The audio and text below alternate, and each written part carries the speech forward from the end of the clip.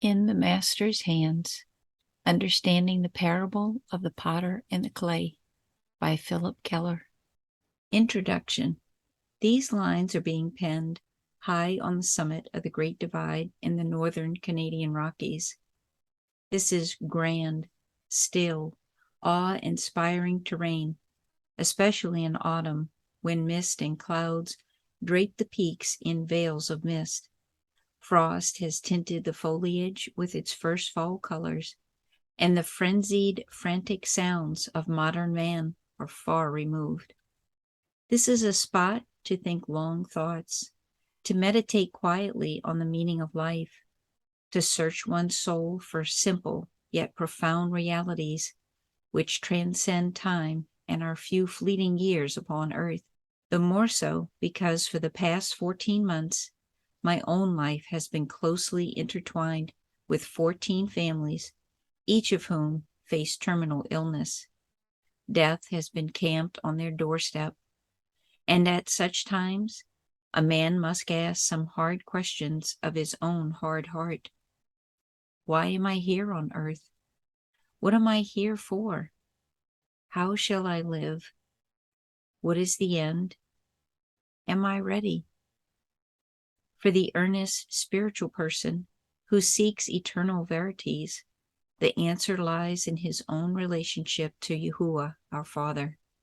He far transcends us mortals, so it follows that it is his desire for us, his earth children, which comprise the greatest benefit for man. It was he who created us in his own wondrous love and generosity in order to share his own abundant, enduring life. It is his intention that we not only reciprocate his love, but in doing so, we are conformed to his own character. Out of all of this, his ultimate purpose is that we are fashioned according to his will, so that in turn, we should bring him enormous pleasure and profound satisfaction as we love and serve him with selfless abandonment. Few believers who claim the name of the Messiah clearly understand the noble, lofty objectives Yahuwah has for them. They seldom know what it really means to be completely submissive to Yahuwah's will, no matter the cost. They actually resist his purposes. The hours I spent with a humble potter high in the foothills of the Hindu Kush mountains of Pakistan taught me these truths in an unforgettable encounter. Though it was half a world away from here, it was an interlude of eternal worth to reveal truth. What Yahuwah, our Creator and Elohim, by his wondrous spirit, his Ruach, taught me that day has since been shared with thousands of others in lectures, in books, and on tapes. But once more, it has been requested that the parable of the potter and the clay be retold in this little book. My most earnest prayer is that the word pictures drawn here will be clear, sharp, and enduring to benefit all who read. Possibly, they will make as great as an impact on those who pick up this book as they did on me at a time in my life when I longed to know Yahusha, the Messiah, in intimate reality. This incident took place about 25 years ago, yet so deeply were the truths of Yahuwah's word etched in my spirit, Ruach, and inscribed on my tough will that they have not diminished in clarity. It was as if they had been drawn with the stiletto of a heavenly diamond held firmly in the great yet gentle hand of my Father. Only he knew how urgently I needed to understand his ways with me. In this simple yet profound parable, he taught me his own eternal truth about his will for me. In the Master's Hands. A writing and photographic assignment had taken me to visit various missionaries scattered in remote areas across the world. One of these was a courageous young man working among the rugged Pathan people of northwest Pakistan. This was Rudy Kipling country, made famous by his dashing accounts of the Khyber Pass that stood on the frontier with Afghanistan. My visit there was in late November. Early snow had already blanketed the gaunt, bare ridges of the Hindu Kush ranges. The local Pathans, with whom we mingled, roamed their grim valleys fully armed, rifles slung over their shoulders, bandoliers of bullets draped about their bodies. We had gone into remote villages where my companion's fluent use of the local language and quiet affection for people gave him ready entrance. We shared simple meals of roast lamb and boiled rice, delicious and nourishing in the biting cold. We chatted and laughed and told each other stories about managing sheep in the far places of the earth. The local tribesmen loved it, and quickly bonds of affection and mutual trust were forged between us. One evening, my companion, on an impulse no doubt, stimulated by the spirit, the Ruach of Yahuwah, asked me if I would care to visit a local China craftsman in the city of Peshawar. He had been to the potter's shop on various occasions to purchase fine pieces of his lovely wares. Perhaps it would be a special treat for me to see how beautiful vases, goblets, and bowls of exquisite design were made in the ancient traditions of the trade. The suggestion excited me. Handcrafts have always fascinated me. Wood carvings, weaving, stone cutting, shaping of brass or silver, as done by primitive people all over the world, have always aroused my keenest interest. Watching a potter at work would be wonderful. The next morning, we walked quietly down a dusty back street into the busy bazaar of Peshawar. The long, low rays of the winter sun spread a mantle of golden warmth over the mountains. It was the morning light of a new day breaking over the rugged ranges rising behind the city.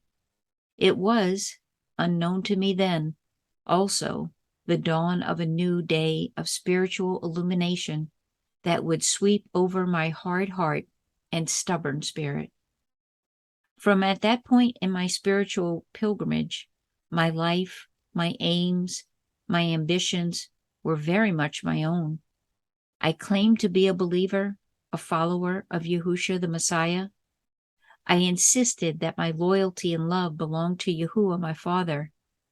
Yet in fact, I was still very much a strong-willed man who carved out his career and decided the direction in which to move. Like most believers, I was one in name only. My will had never yet been brought into harmony with that of the Most High Yahuwah. My friend and I now jostled our way through ever-increasing crowds of local tribesmen who had come to buy or sell. We shared the narrow streets with camels, donkeys, and crude carts loaded with all sorts of wares and garden produce. Finally, we came to a crude little shop where a few pieces of lovely pottery stood in display on dusty shelves. An aged potter with stooped shoulders and a deeply furrowed face moved softly in the dark shadows of his establishment. He did not see us at once, but the sound of my friend's voice attracted his attention. His features broke into a winsome smile when he recognized his visitor.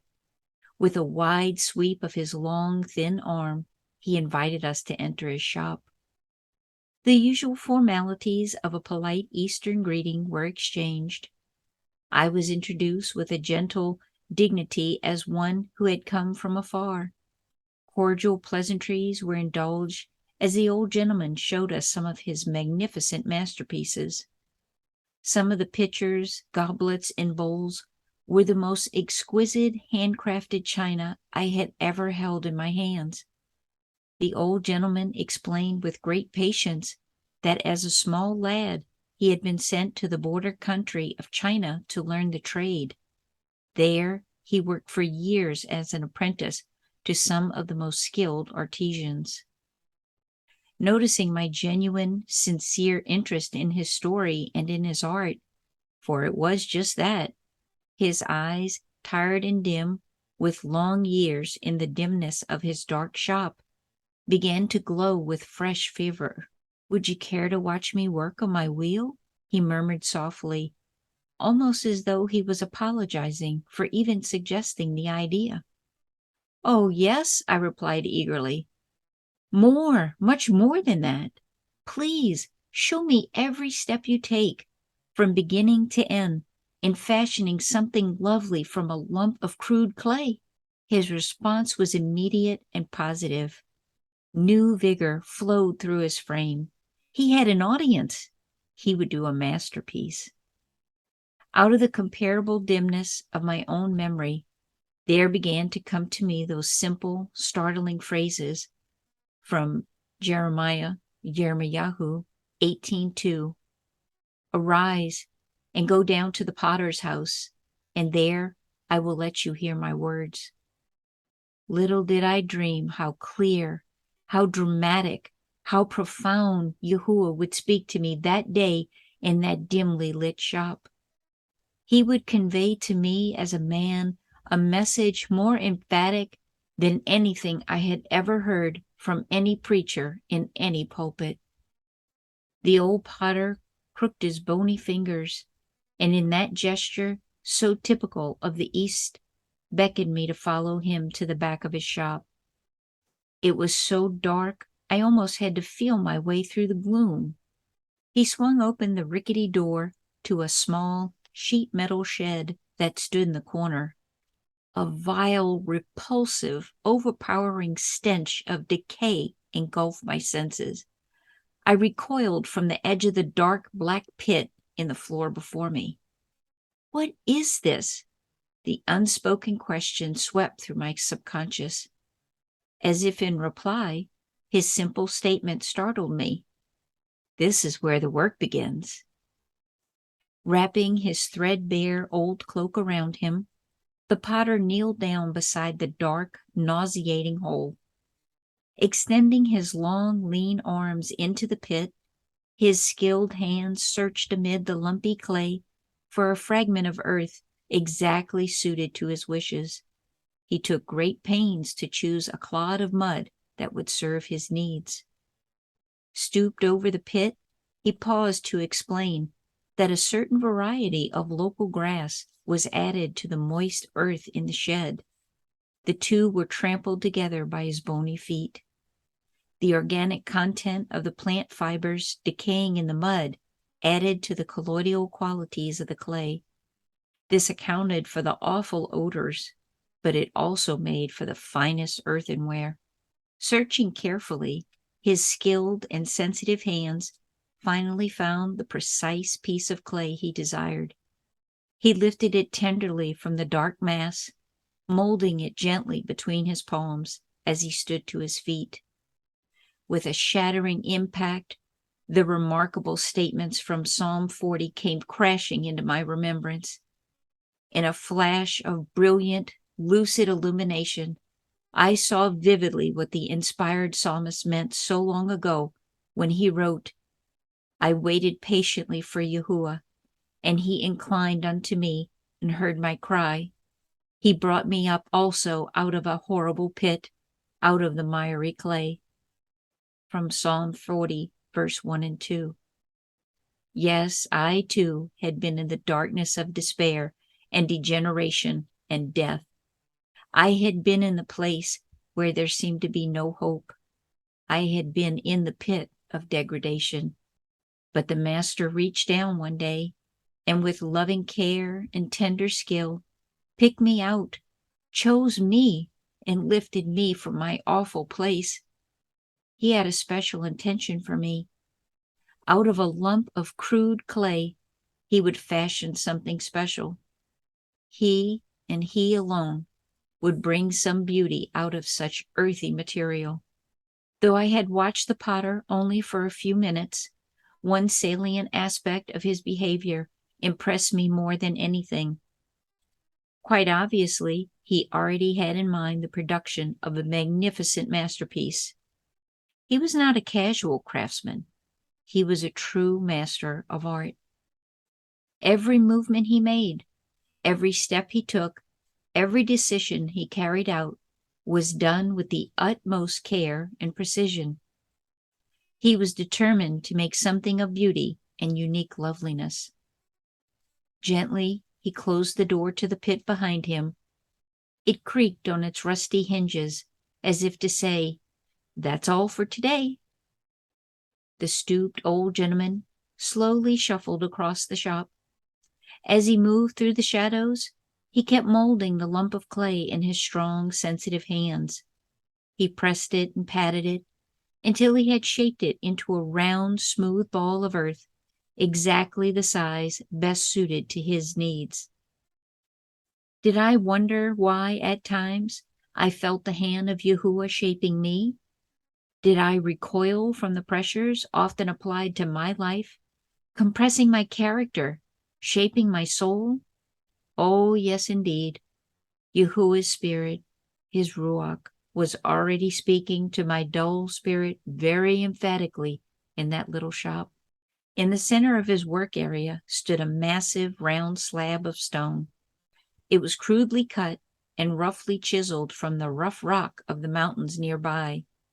He told me he had used it all the years he worked in Peshawar.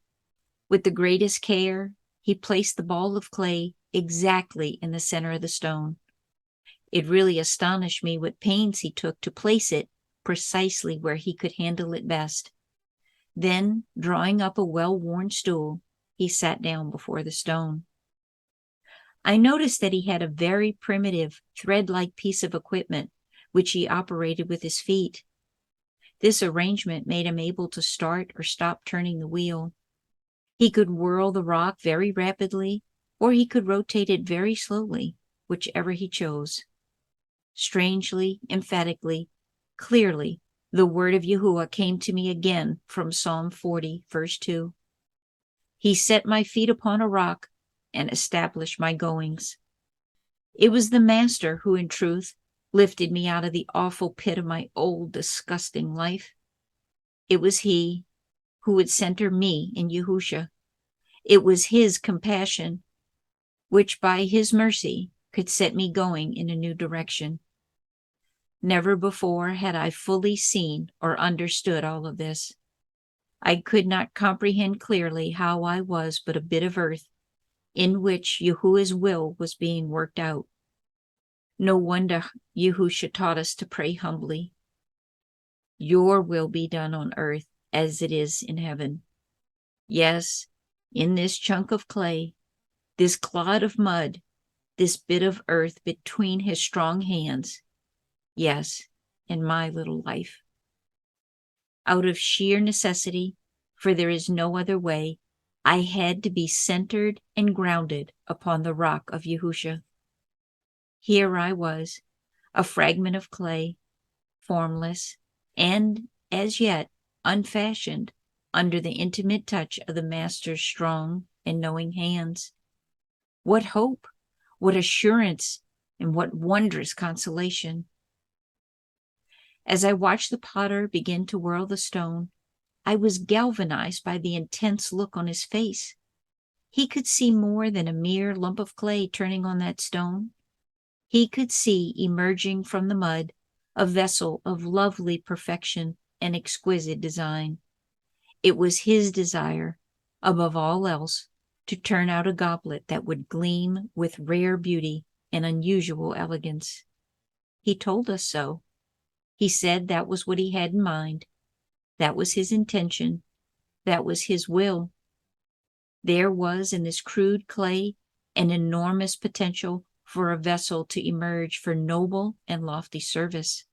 His highest hopes and keenest aspirations were that an article of rare art and great use should come from the clay. It dawned on my hard heart just then, that is exactly what my Father has in mind for me. Like so many people, I had often felt that the intentions of Yahuwah towards me were harsh and severe. Not until this day did I comprehend clearly the generous and noble hope he held for my well-being. His honor was at stake in me.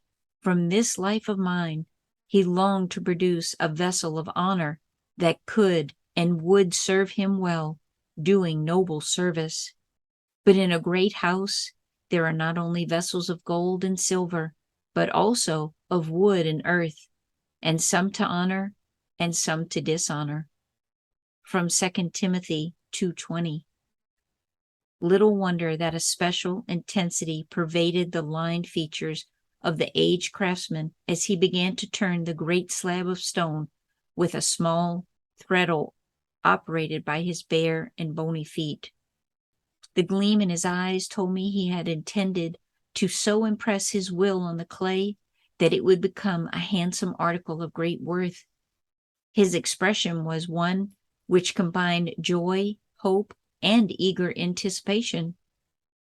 Yahuwah's merciful, gentle spirit, Ruach, spoke to me softly, but surely, in the dim light of that dusty shop, saying, "Can you sense the eager excitement which fills your Father's heart as he looks upon you in love and holds you in his great strong hands? How he yearns to accomplish his will in your life, in this bit of earth, so a bit of heaven can be produced in your life." The impact of this insight was akin to having scales of unbelief removed from my spiritual eyes of understanding. As I watched the potter, I was entranced by the obvious tenderness and care with which he handled the artifact he was shaping with such skill. Both in truth and in fact, I was being taken back to Yirmiyahu 18:3. Then I went down to the potter's house, and behold, he wrought a work on the wheels. Since I never watched anyone work with clay before, it especially fascinated me to discover that it was done through the medium of water. Beside the little rickety stool on which he sat, the old man had placed 2 bowls of water, one on either side. Not once did he touch the mud, now spinning very swiftly at the center of the wheel, without first dipping his fingers in the fluid. As he applied the art and skill of all his years to the piece, it was always through the medium of the moisture in his hands. Smoothly, deftly, his delicate fingers and skilled palms pressed in upon the clay. It astounded me to see how readily the material responded to the master's touch. Before my eyes, an elegant goblet of exquisite proportions took shape beneath those knowing hands. But always, always, the work went through the use of the water. Through the moisture, the master craftsman's will and wishes were being transmitted in clay. His intentions were actually being carried out in this bit of earth in this simple yet unusual way. Suddenly, there burst upon my spirit a new awareness. This is exactly how Yahuwah always deals with me. Though he does, in fact, hold me in his own great hands, it is always, always through the wondrous water of his own word that his will and wishes are transmitted to me. His appointed declaration impresses upon my hard heart and stony spirit what his intentions are for me. It is through his word that he makes known to me his loving desires in shaping my character to conform to his own. For me as a man, this was a crucial discovery. I understood now how important it was to come under the influence of the scriptures, to respond in confidence and faith to their impact, to quickly comply with the commands of Yahuwah, our Father, and Yahusha, the Messiah, with hearty obedience and generous friendliness. As if to emphasize this point, the stone suddenly stopped. Why? I looked in astonishment. I bent over to see what had happened. Why was the work at a standstill? The potter picked up a fine straw from the bench beside him. With the utmost care, he removed a small grain of grit from the side of the goblet. His skilled fingers had felt the sudden resistance of the grain of sand in his touch. Once again, he began to turn the stone. The wheel now whirled with increased velocity. With great expertise, he smoothed the shining surface of the goblet again. All would be well. But it was not to be. Just as suddenly, the stone stopped a second time. Once more, with astonishing care, he pried another hard object, another tiny grain of sand, from the side of the goblet. It had gouged an ugly scar in the lovely vessel, visible even to my untrained vision. A strained look of both anxiety and concern began to steal over the potter's face. A sense of foreboding began to cloud his eyes. Did the clay carry within it other fragments of sand, grit, or gravel? Would these resistant elements thwart his will and wreck his work? Would all of his finest intentions, his highest hopes, his wonderful wishes come to nothing? It depended on the content of the clay. Time would tell. Once more, the stone began to turn, but just as suddenly, it stopped a third time. The potter's shoulders slumped disconsolately.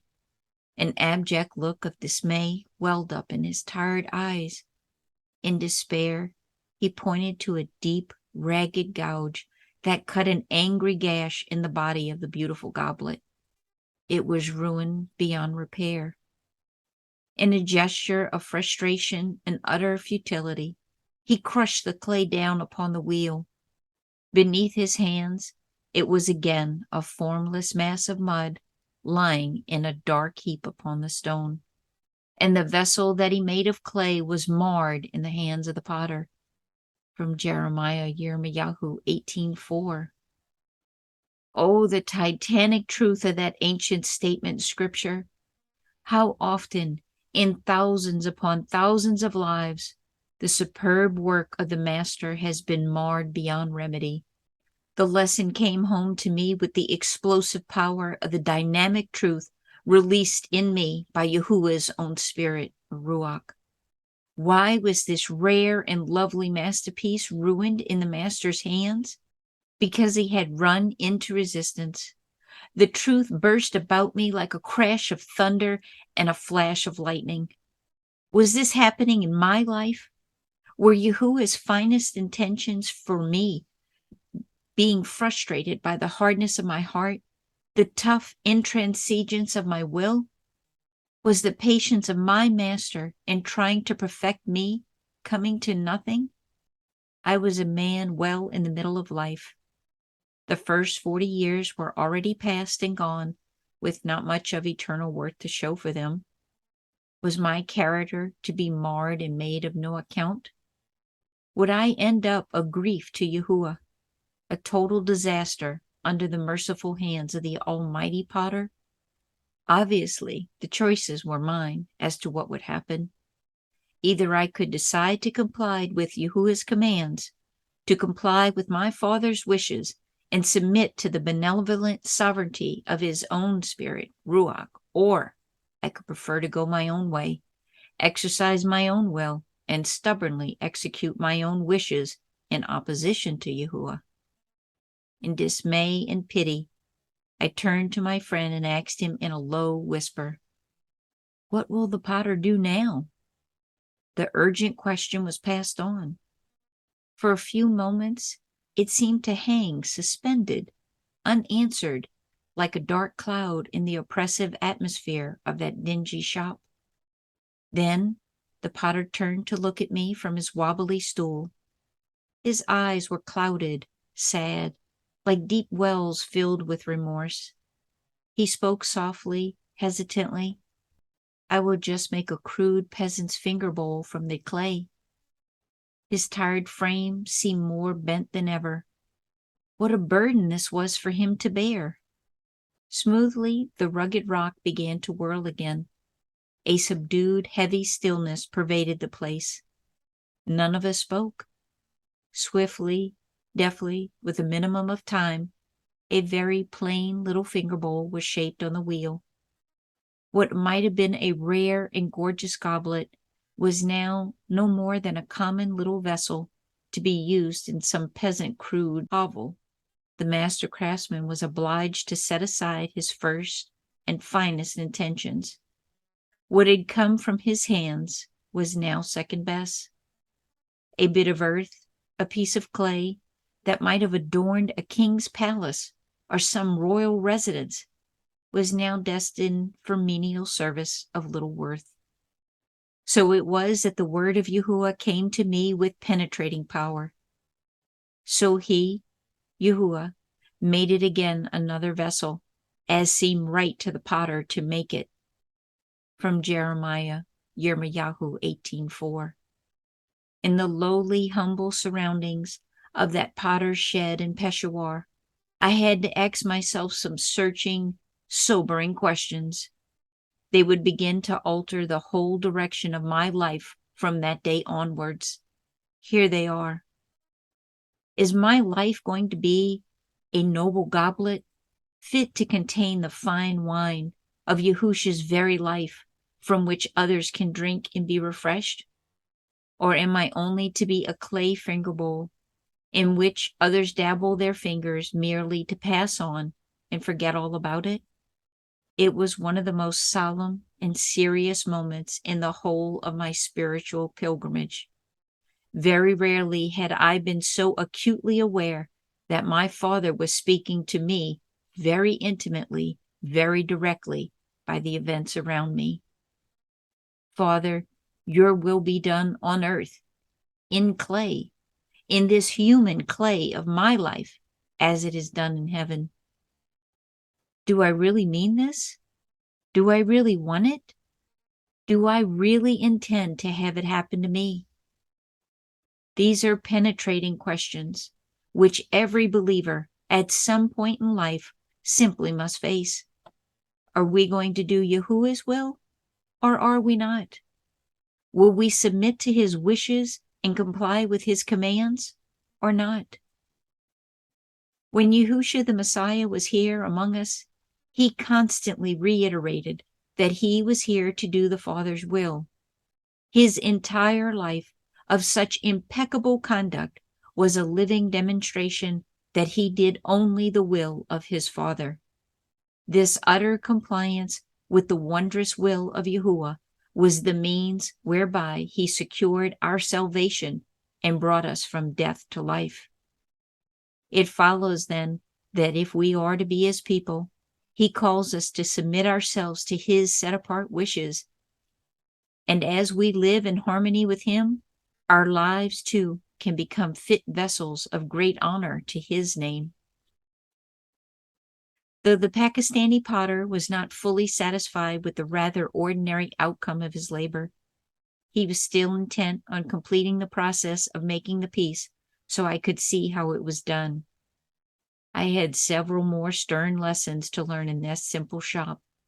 Quietly, he reached up and lifted a very fine thread, almost as slender as a human hair, from where it hung above his wheel. With meticulous care, he dipped the thread in the water bowl at his right side until it was thoroughly soaked in the liquid. Then he put the wheel in motion again. The little finger bowl, so freshly formed from the pliant clay, whirled softly at the center of the great stone. It was perfectly round, perfectly shaped.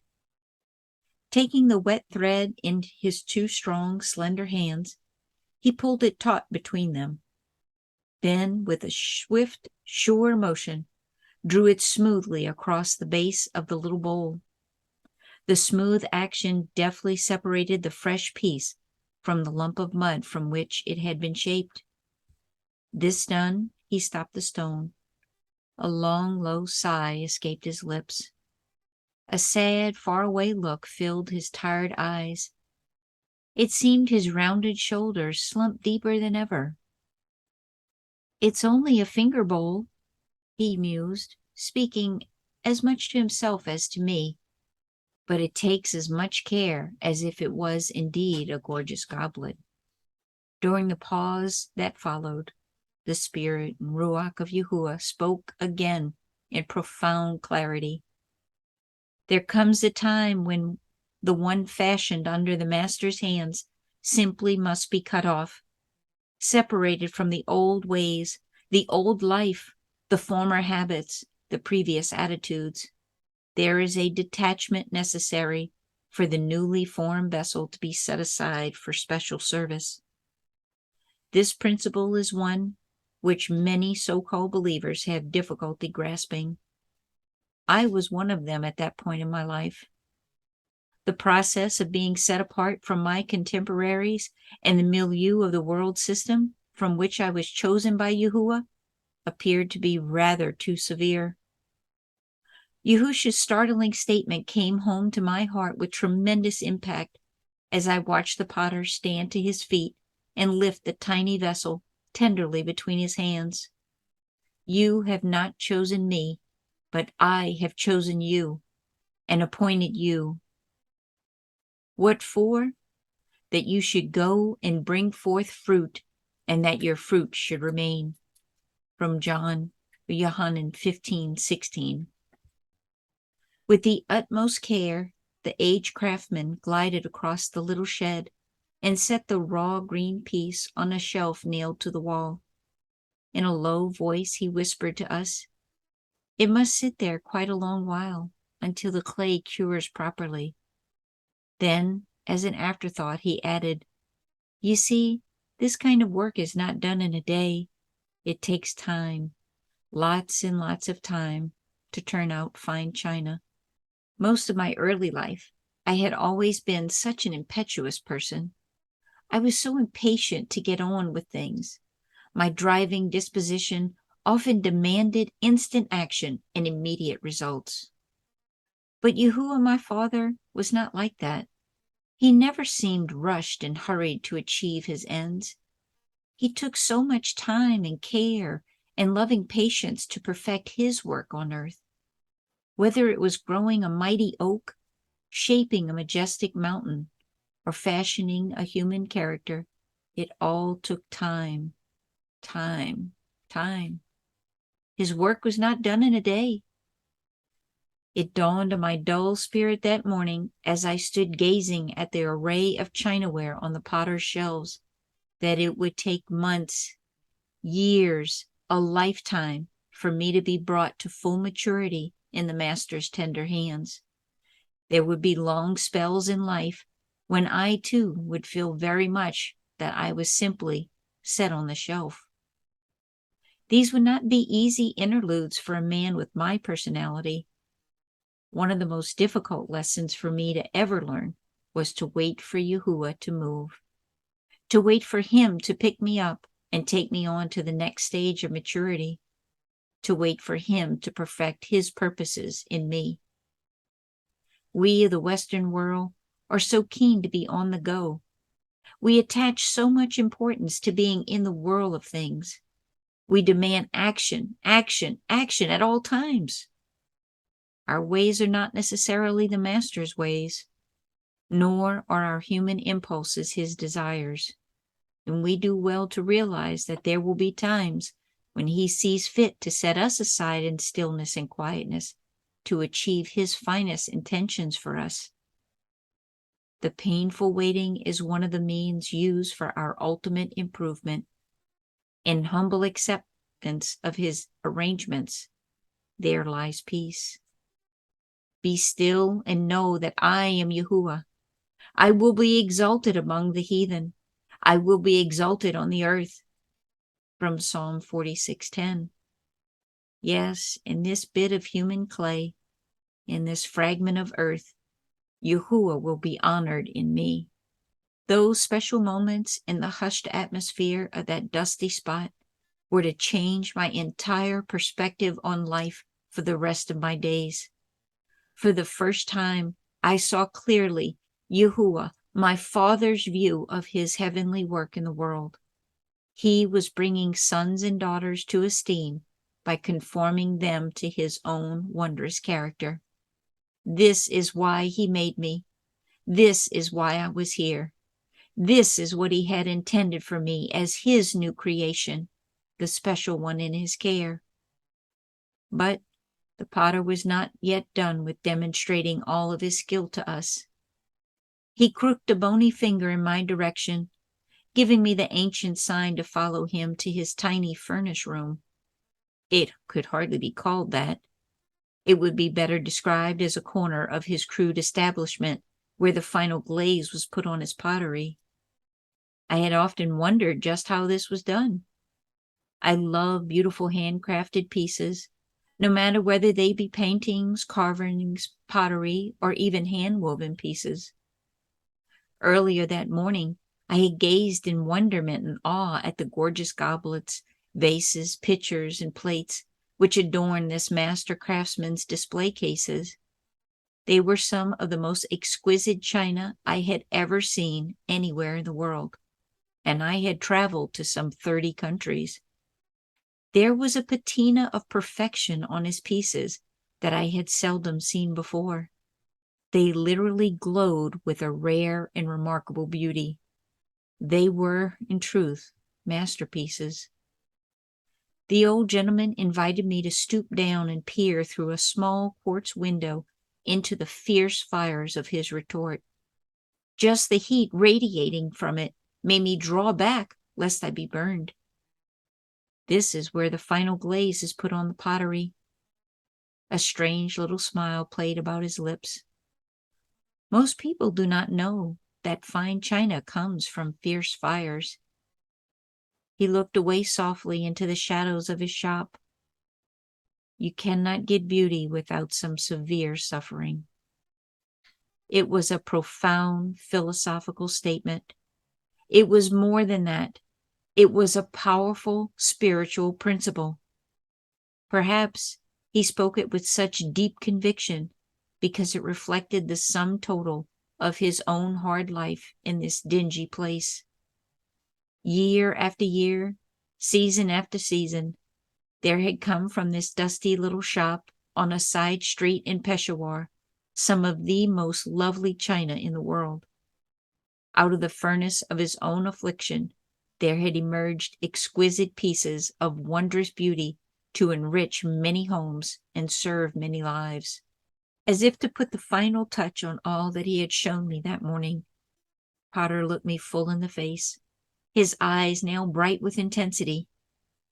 You see, my name, my reputation, my honor are at stake in my work. In a sudden flash of vivid illumination, this precise parallel came home to my spirit. Yahuwah's name, his reputation, his honor were likewise at stake in me. Did my character and conduct reflect his life? I could see now why it was that at times he would have to put me, too, into the furnace of affliction, as we call it in our contemporary culture. Actually, such experiences are not something we can shrug off with a smile. They sear our souls and subject our spirits to enormous suffering. Often they carry fierce physical pain as well. Little did I realize that day what great suffering lay ahead for me.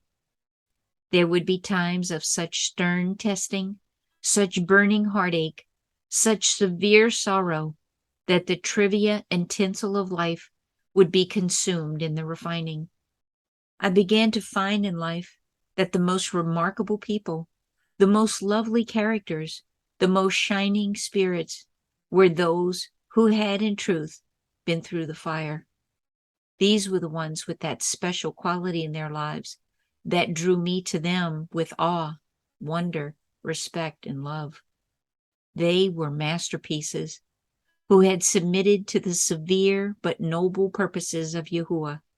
They had accepted and approved of his ways. Of course, we see this demonstrated most dramatically in the life and death of Yahushua the Messiah. To submit himself to his Father's will cost him shame, suffering, and ignominy beyond our human comprehension. But because of it, there emerged from his earth experience a splendor and a salvation that has touched millions upon millions of lives all across human history. Out of our death, he brings life. Out of our darkness, he brings light. Out of our despair, he brings love. It is this miraculous enterprise in which he is engaged on the earth. He invites us as his people to share in his sufferings. He has been here.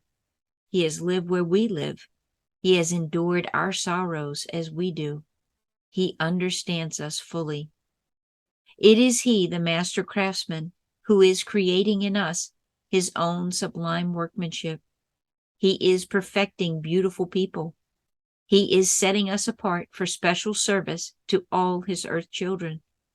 His name, His honor, His reputation are at stake in us.